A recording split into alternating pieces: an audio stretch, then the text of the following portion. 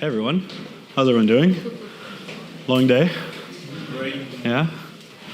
Anyone still tracking prices, or are we like fully tapped into the infrastructure now? Bad prices? Everyone's below the seat, checking their portfolio. Okay, I'm gonna talk about cake. So I spent a lot of time looking at the MEV stuff. I was previously a founder at Flashbots, and then I left, and then I'm actually more interested now at the application layer.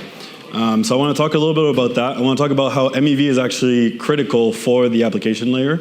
You know, I think we heard in many of the previous presentation, oh, like MEV will be solved at the application layer. The application layer is going to, take away the MEV, so we don't need to worry about it. So I guess my role now is to say, how does that actually happen, and sort of provide a framework for people to think about it. Ankit and I, Ankit over here, we work at Frontier Research, and we put together this thing called the Cake Framework. So, what is cake? If anyone was here in 2019, it was amazing.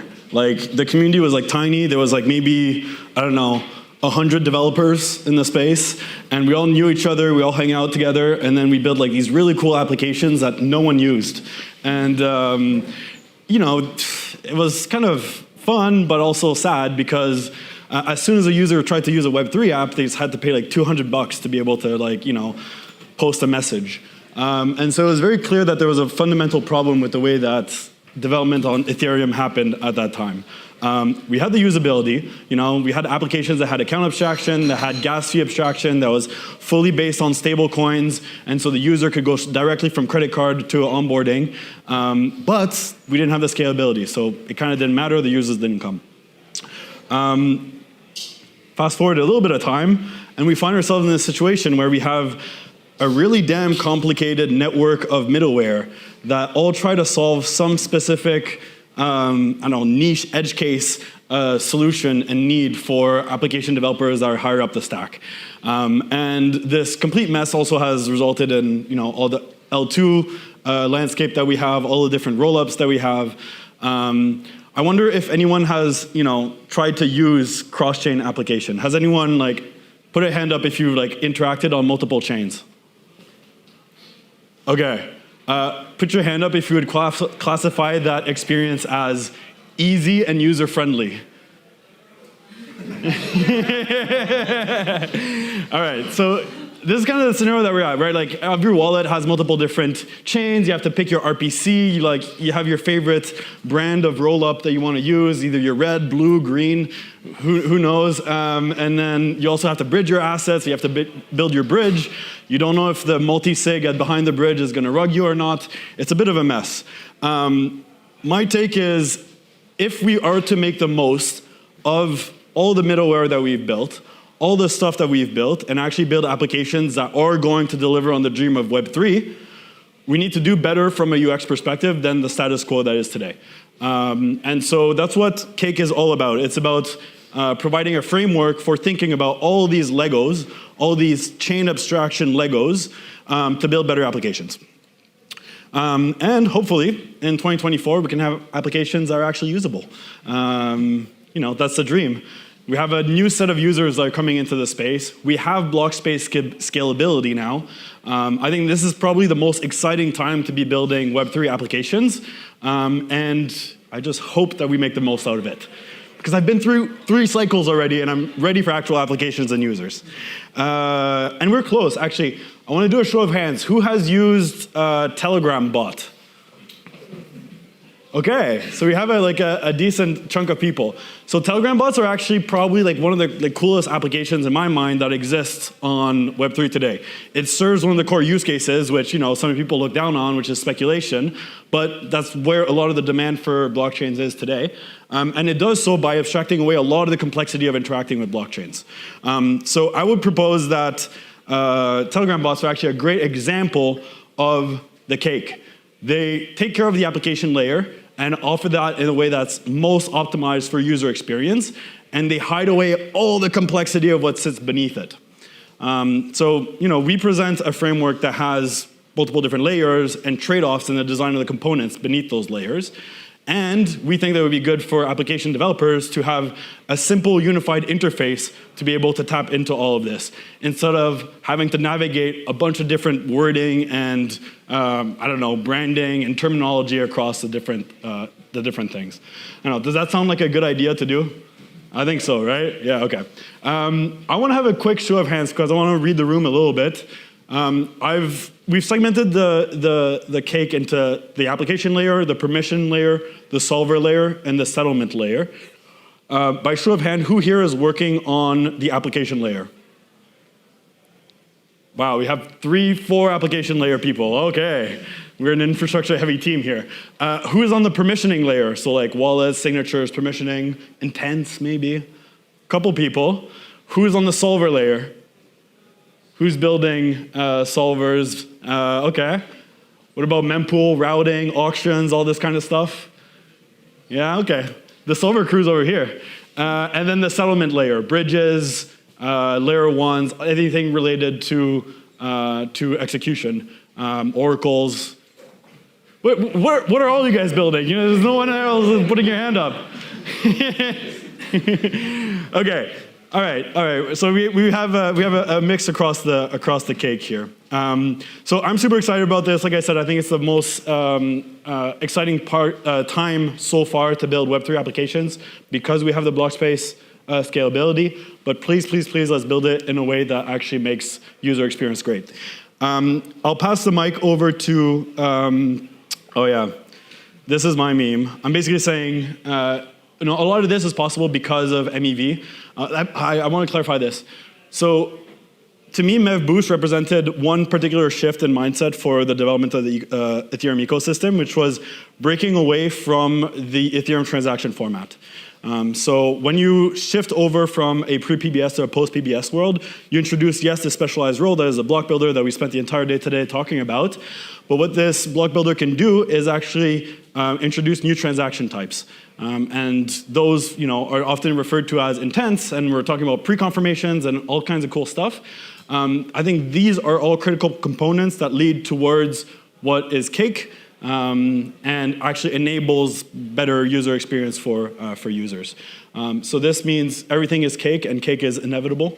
So yeah, we'll see more about this later. We have a working group. Actually, we're doing a session on Friday with working group members. So if you're building something that's relevant and you'd want to participate, we'd welcome your participation. It'll be in the same space, I think. So yeah. All right, I'll pass the mic over to Ankit, and he'll talk about why chain abstraction and the different trade-offs in them. Hello.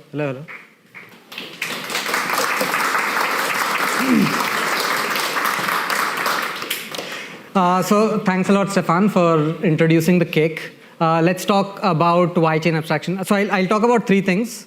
Why chain abstraction? What are the trade-offs with chain abstraction? What do we even mean by chain abstraction? And what are the 6 designs or 6 pieces of cake that emerge from if you want to build something like a chain abstraction experience for the end user? Let's go back 20 years. Suppose SMTP, TCP, HTTP, all these standards had not emerged, and you have this PDF of your wedding, and you want to invite people, and you want to send this PDF to all your friends. What do? You basically Google an email aggregator. You basically type your to and from address. You paste your PDF, and you get this list of 3 options on how are you actually able to send this PDF to your friends. So there's a fast option where you pay $20, but it's very quick. There's a medium option, and then there's a cheap option where you have to wait like 20 minutes, but it's very cheap. And then you go through this, and then you somehow send this PDF to your friends, and you get a wrapped version of the PDF after spending tens of dollars and after spending tens of minutes. You get this wrapped version of PDF. It does not even have the date. And so you have this experience of you spend so much money, you spend so much time, and you do not even get the actual PDF that you are trying to send. Thankfully, that did not happen. Thankfully, we had HTTP, TCP, SMTP, all these standards that emerged, where instead of going through this loop or hoops of spending a lot of money, a lot of time, you have this seamless experience of drag, drop, and send. And these delightful applications could have been built just because you have these all of set of standards where the users do not care how they're interacting with these underlying layers of the cake, of the Web2 cake. You have just this delightful experience that is available to be built for the application developers. Unfortunately, this is what we have today in crypto. So you have these different rollups. You need to have money to spend for fees on all these different rollups. Every time you switch a rollup, you need to somehow do this, which is very irritating for me personally. And then when you are trying to move assets from one chain to another, you have these list of options, and it takes a lot of time, it takes a lot of money, and it just causes a lot of friction, it just causes a lot of user drop-off, and this is not what application developers want. We still have a lot of activity on all these rollups. It just shows you how powerful economic incentives are. But if you want to build delightful experiences, this is not what you should give to the users. So what is chain abstraction?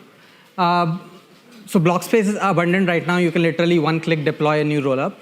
What is the bottleneck is the UX. How do you move these assets from one chain to another? And so the chain abstraction is an ideology where the users should not know what network they're on. The user just connects their wallet to the app, clicks on what they want to do, and then in the backend, in the infrastructure layer, everything that happens needs to happen.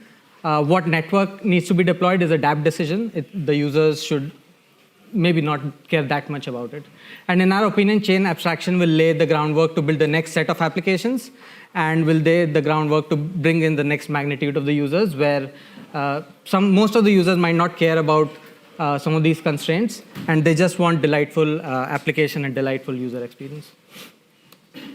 So that's chain abstraction. Let's look at what are the key trade-offs that if you are building a chain abstraction framework, if you are trying to build something like this for application developers, what are the key trade-offs that you would want to take into account to somehow answer some of the questions that emerge during different layers of the cake? So the first question that you want to answer is what type of message or what type of thing that you're trying to transfer between two different chains. Are you trying to transfer a message or any type of information, or are you trying to transfer value? So if you're trying to transfer message, then messages are all type of information, any type of information, but it needs to be lossless. So if you are trying to participate in a governance vote, you do not want your yes vote to be converted into a maybe. And because it has to be lossless, it has to use the most secure pathways. So it covers all types of transactions, and some examples are governance votes, approvals, stuff like that. The second type is value transfer. This is what blockchains are made for. It has to be, you need to conserve this like scarcity and atomicity properties when you are trying to transfer value. And so you need to do this in a lockstep fashion where you deduct funds from the sender and you credit funds into the receiver. And it can be lossy. Because it can be like if you are transferring $100, you are happy maybe by just receiving $99 and you pay $1 to whoever is the third party or a counterparty that is trying to facilitate that transaction. And so you can leverage third parties to basically facilitate that transactions. 95 to 99% of the transactions today in blockchains are value transfer transactions. This is measured by the gas paid. And some types of value transfers are transfers, swaps, gas, stuff like that. The next set of trade-offs come based on how you are trying to leverage the solvers into different layers of the cake. And so if you decide to actually leverage solvers, how you bring in solvers into these different layers of cake bring in their own set of trade-offs. And so if you are on the permissioning layer, there's this trade-off between UX and agency. And so different users have lie on a different set of spectrum on how much control they want over the transactions versus how much they are willing to let go to different sets of applications. And so like EOA accounts are accounts where users have almost all the control. And then account abstraction wallets are where users are willing to find a counterparty to pay for gas. And then policy-based wallet like Telegram wallets or near wallets are where the user just signs one thing and then maybe there are 30 different things that happen in between, all in the back end. The user just does not care about it. It just happens for them. And so there's a spectrum between UX and agency, which these different types of wallets or permissioning systems basically give to the users. The second thing that you need to figure out is how do you find the optimal path. So suppose you want to do something cross-chain between chain A and chain B. There might be 30 different things that the solver needs to do or the user needs to do. You, as a chain abstraction layer or chain abstraction framework, what you would want to do is you would want to bring in multiple set of solvers who can look at what the user wants to do and find the optimal path. And they have their own competition in between, and they find the optimal path and give it to the users. But because there are multiple solvers who are looking at what the user wants to do, the state of these chains might deviate, and you might lose on some execution guarantees. And so this is the trade-off that you want to resolve on the solver layer.